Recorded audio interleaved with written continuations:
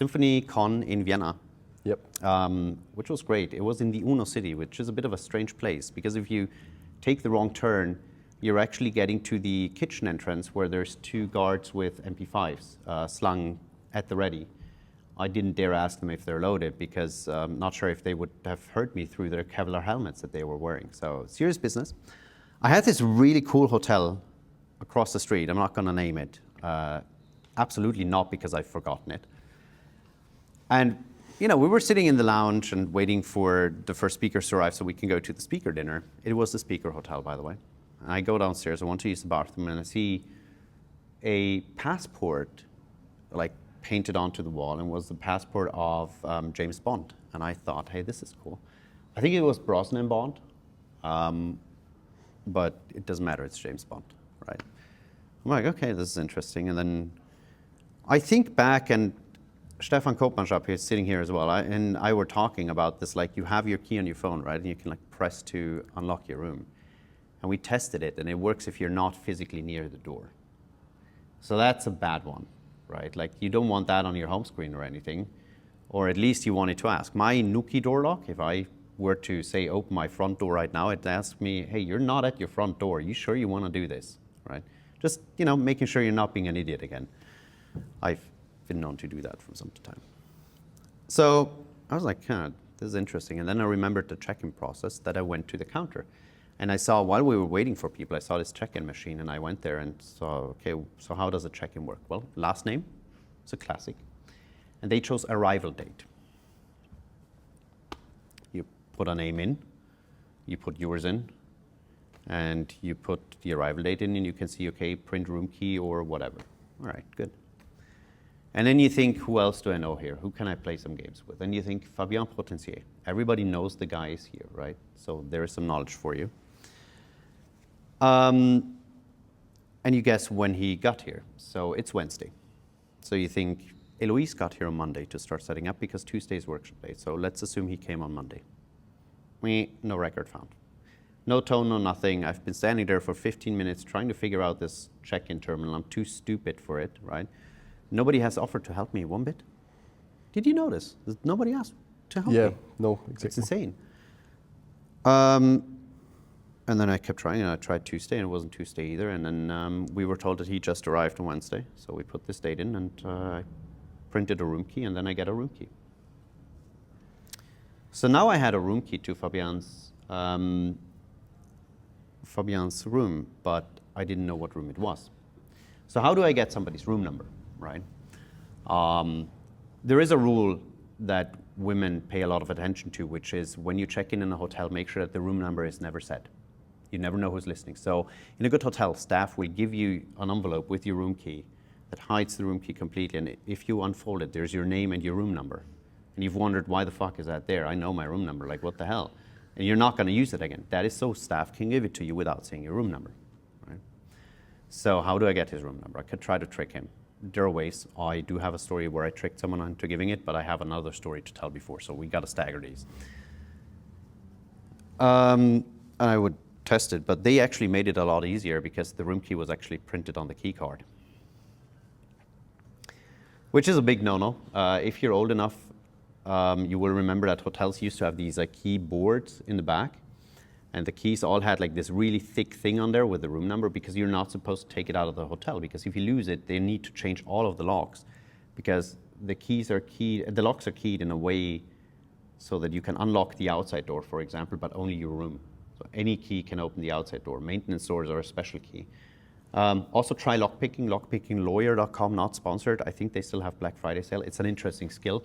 Mailboxes in my street are no longer safe, I can tell you that much. Door locks, you're good. I'll buy a Leafy. All right, so now I have his room number. So what can we do? So I thought, we thought about how insecure this phone system is, and we were thinking about how to get to that unique identifier that was pretty long. If we can reverse engineer it, is it some kind of hash? Is it does it contain checksum, whatever?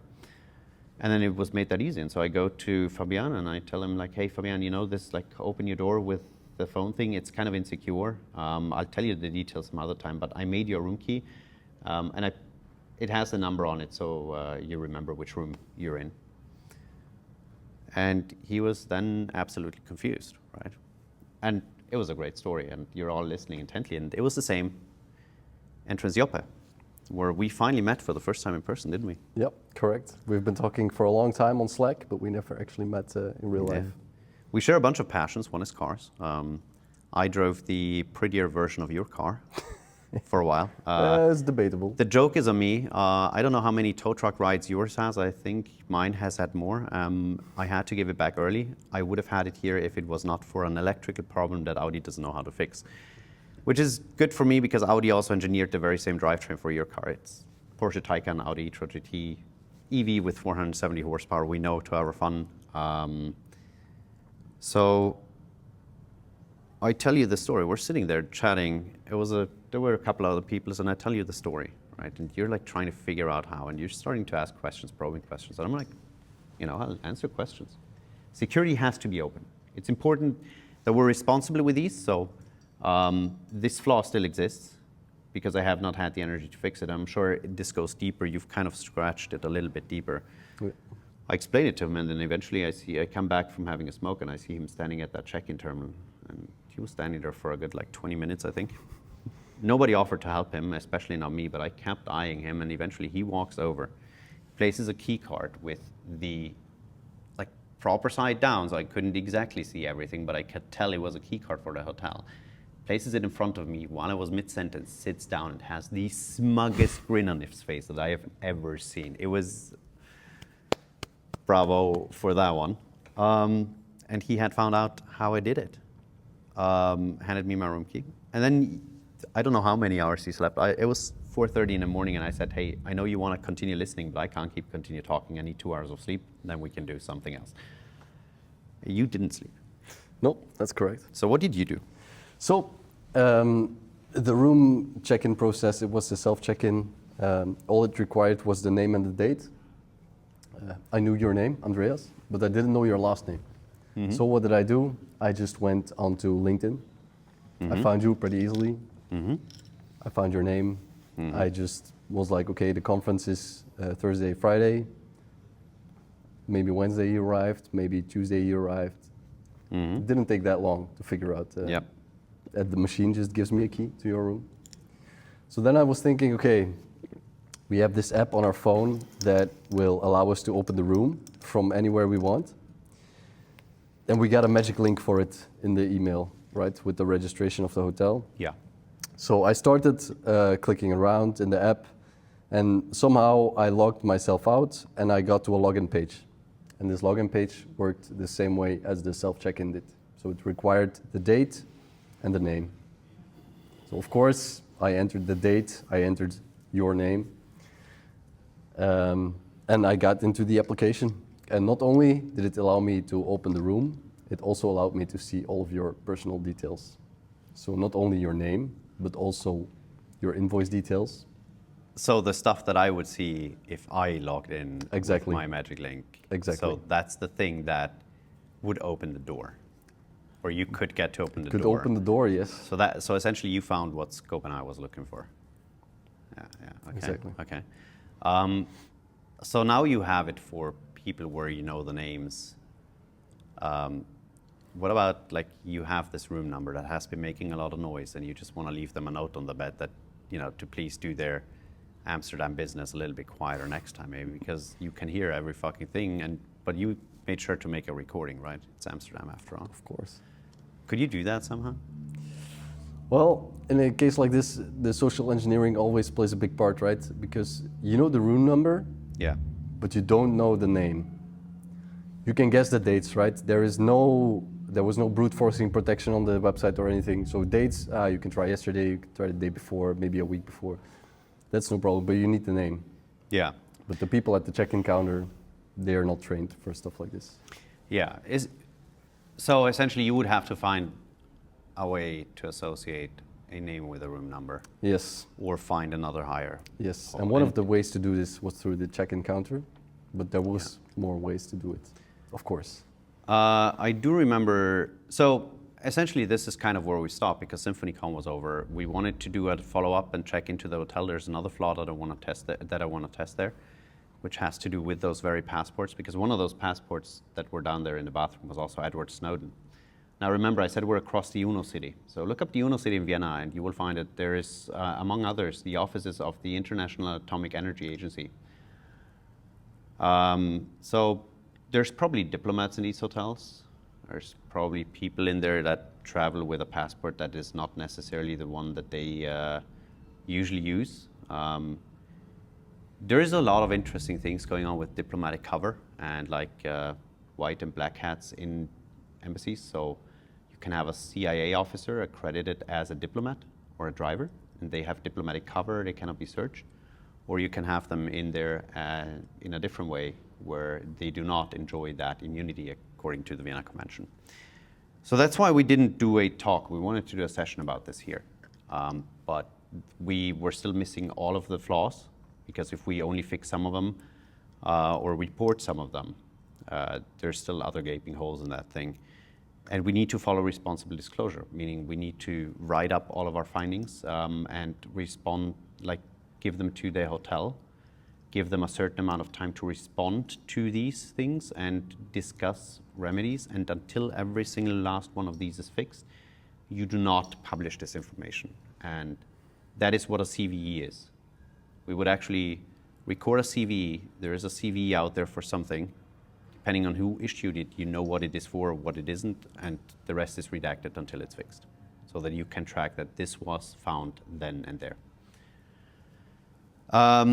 So if anybody wants to eventually join me on a trip to Vienna to a nice hotel, the staff is really lovely. The drinks are not too expensive. You can look at the UNO city, let me know. I'm sure we can arrange something. Maybe, Joppe, you can bring your car. Sure. I have my car. You can drive through Germany. The route that takes you from Belgium to Vienna actually goes by my house. So there's a stretch of highway where you can do 40 kilometers in 11 minutes for an average of 212, completely legally. I'm sure your car could beat that time. That was an A6. The Taycan is definitely As long as there's charging ports along the way, I'm sure it can.